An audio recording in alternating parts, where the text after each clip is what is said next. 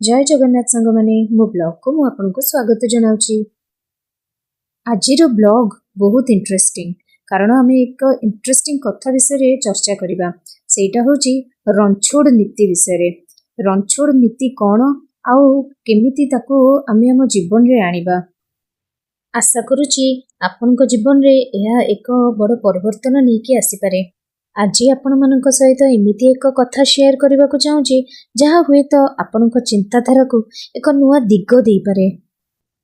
जीवन रे एमिति किछि किछि कथा अछि जहाँ हमको भाबिबाकू बाध्य करि दिए।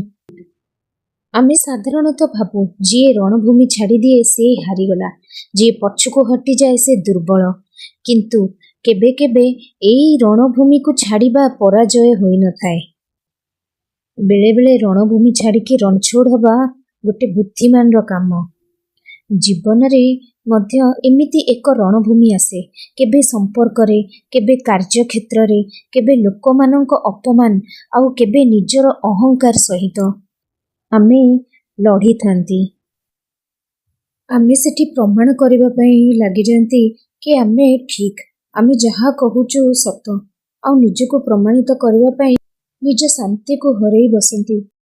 सेठी टिके निज मुंड को ठंडा करी भाबिबे मोर कौन एठी निजको प्रमाण करिबा निहाती दरकार, मोर कौन ए तर्कर उत्तर देबा निहाती दरकार, मोर कौन ए लोक माननकु सत बुझेबा निहाती दरकार।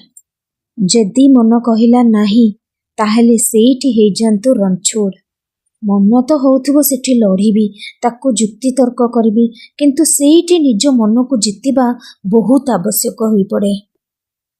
जेतेबेले निजर शांति, निजर लक्ष्य एवं निजर भविष्यत पाई सेही रणभूमि रु नीरवरे पछको हटि जिबा ही सबुठारु बड़ विजय। मने रखंतु ए कथा। सबु जगारे निजको प्रमाणित करिबा किछि आवश्यक नाही। एही कथा आमे शिखि परिबा श्रीकृष्णंकर जीवनरू। सीए मध्य रणभूमि छाड़िकी पळै जिबारु तांको रणछोड़ बोली कुहागला, किंतु सेई ना पछरे लुचिथिला एक गभीर रणनीति। ताकु कुआ जाए रणछोड़ नीति।